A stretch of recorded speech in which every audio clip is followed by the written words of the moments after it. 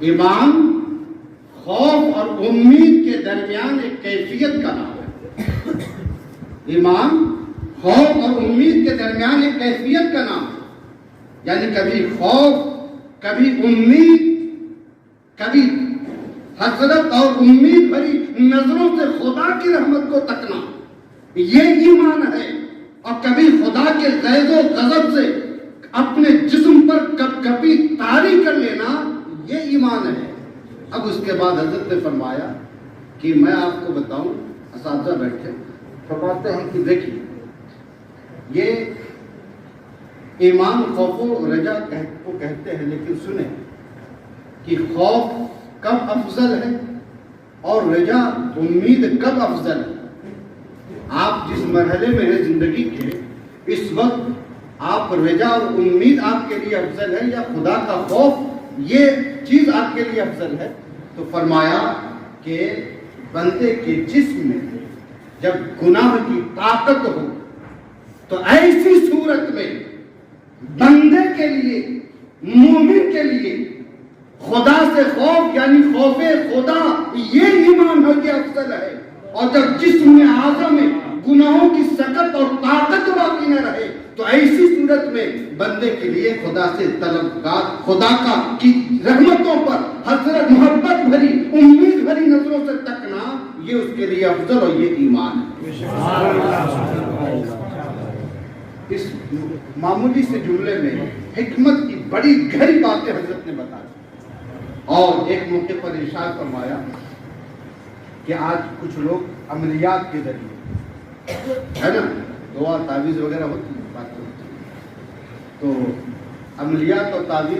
تعویذات کے ذریعے کچھ لوگ کیا کرتے ہیں کہ موکل کو قبضے میں کرتے ہیں، اور موکل کو قبضے میں کرنے کے بعد کیا کرتے ہیں، وہ اپنا وظیفہ نسخہ پڑھا اور موکل سے وہ کام کرتے ہیں۔ مثال کے طور پر موکل سے کہا کہ اس چیز کو اٹھا کر کے وہاں کر دو، آپ نے موکل کو قبضے میں کیا تھا، فوراً آپ کے موکل نے آپ کے حکم کی فرمانبرداری کی، اس چیز کو اٹھا کر کے وہاں سے وہاں کر دیا، یہ کرنا تھا وہ کر دیا، جو بھی کہا موکل نے وہ کر دیا۔ لیکن سنیے سرکار اکبر المشائخ کیا فرماتے ہیں، اللہ توفیق دے تو ہم آپ اس طرح اپنے آپ کو بنانے کی کوشش کریں۔ سرکار اکبر المشائخ فرماتے ہیں کہ یہ تو موکلین نے کو قبضے میں کر کے وہ کام لیتا ہے، مشکل ترین کام لیتا ہے جو ایک انسان نہیں کر پاتا،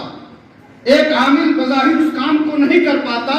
اس کام کو عملیات کے ذریعے موکل کو قبضے میں کر کے موکل سے لیا کرتا ہے۔ سرکار اکبر المشائخ فرماتے ہیں کہ ایک مومن کی زبان ایسی ہونا چاہیے کہ جو کام موکل اپنی طاقتوں کے زور پہ کیا کرتا ہے وہ کام مومن کی صرف زبان کر دیا کرے،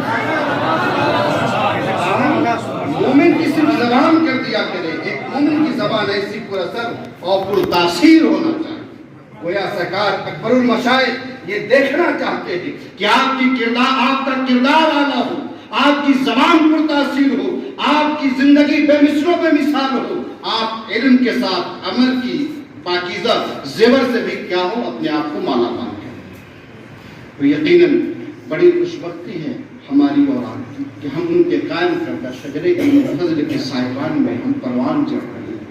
اللہ کے مقدس ولی کی بارگاہ ولایت اور ان کی نظر ولایت میں ہے، دعا کرتے ہیں اللہ پاک سرکار اکبر المشائخ کے فیضان کرم سے اللہ ہم سب کو دنیا میں، قبر میں، آخرت میں مولا مالا مال، اور اس جگہ ان کے فیضان کرم سے اللہ ہم سب کو مالا مال کرے جب جہاں کوئی صورت نہ ہو، کوئی تدبیر نہ ہو، اللہ ایسے مقامات پر، ایسے موقعوں پر خصوصیت کے ساتھ سرکار اکبر المشائخ کے فیضان سے ہمیں اور آپ سب کو مالا مال کرے۔ آپ اللہ کے ان مقدس اولیاء کرام سے عقیدت رکھے، محبت رکھے، آستان شریف پر جائیں، ادب و احترام سے حاضر ہوں،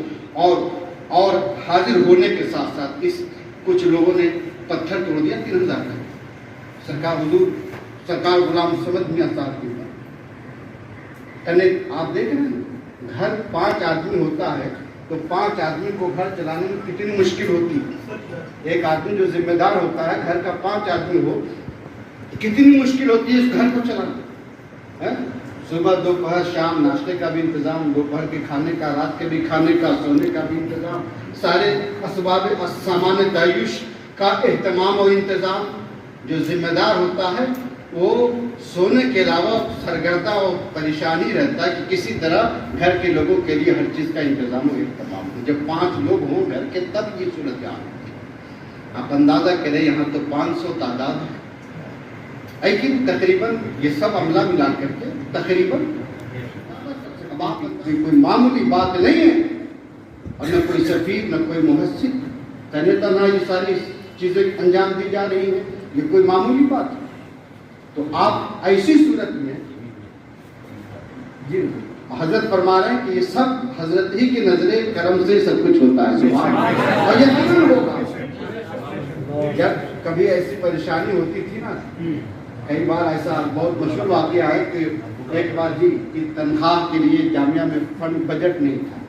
حضور حاجی میاں صاحب اللہ پریشان تھے اور مزدوروں کو دینے کے لیے پیسے نہیں تھے، مدرسے میں کام چل رہا تھا اور کل مزدوری دینا تھی، بازار والے دن مزدوری دی جاتی تو پیسہ دینا تھا مزدوری، اب پیسہ بالکل نہیں، تو حاضر ہوئے اور جا کر کے اور عرض کیا کہ حضور کل مزدوروں کو مزدوری دینی ہے اور پیسہ کچھ بھی نہیں، پیسہ ایک بھی نہیں ہے، کل مزدوروں کو بازار کا دن ہے مزدوری دینی ہے۔ تو سرکار اکبر مشاہد فرماتے ہیں کہ جن کے نام سے مدرسہ ہے ان کی نظر کرم ہوگی، اللہ انتظام فرمانے، کیونکہ سرکار حافظ بخاری جن کے نام نامی سے خانقاہ موسوم ہے اور یہ ادارہ بھی انہی کے نام پاک سے موسوم ہے، جامعہ سمدیہ، سبحان اللہ۔ تو فرمایا کہ اللہ انتظام فرمانے والا ہے، اللہ انتظام کرنے والا ہے۔ چنانچہ جانتے ہیں حضرت نے یہ دعا کی، فرمایا، اور کچھ ہی دیر کے بعد ایک صاحب آئے جن کا نام تھا رفیق اور راٹھ کے رہنے والے تھے، اور ایک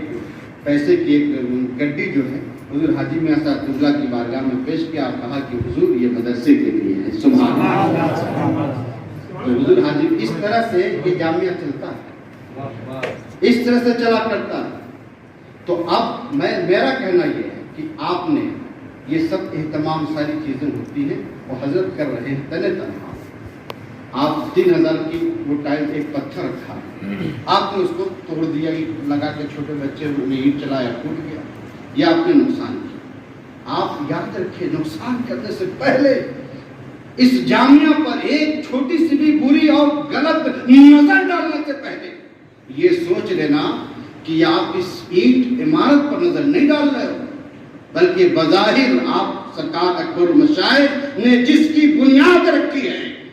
جس کو بڑے پیار اور محبت سے پروان چڑھایا ہے، یہ خاص ان کی نظر ولایت اور ان کی نظر کرم کے اندر موجود ہے۔ آپ سمجھ کریں گے کہ آپ ادارے سے محبت پیدا کریں، اور ساتھ ہی ساتھ آپ دیکھیں ان اللہ والوں کی زندگی کو، کتاب زندگی کو پڑھیں، ان کی زندگی کو پڑھیں گے تو آپ اندازہ ہوگا کہ ان کے اندر قناعت، توکل، شریعت و سنت پر عمل، فرائض و واجبات کی ادائیگی، یہ وہ امور ہیں جس پر جس سختی کے ساتھ کاربند کی۔ آپ ان کی زندگی کو دیکھ کر کے آپ یہ کوشش کر لیں کہ یہ ہمارے رول ماڈل ہیں، ہم وہ کس طرح اور کس صورت میں، کس حالت میں کیسے زندگی گزارتے تھے، اس کو اپنے لیے رول ماڈل بنا کر کے اس مطابق زندگی گزاریں۔ آپ کو کچھ کرنے کی ضرورت نہیں، اس کے مطابق زندگی گزارتے جائیں گے، اللہ کی بارگاہ سے قریب ہوتے چلے جائیں۔ اللہ پاک کی بارگاہ میں دعا ہے، پروردگار سرکار اکبر المشائخ کے فیضان کرم سے اللہ ہم سب کو دونوں جہان میں مالا مال، علم و عمل کے اللہ دولت سے ہم سب کو مالا مال کرے۔ استغفر اللہ ربی من کل ذنب و توب الیہ۔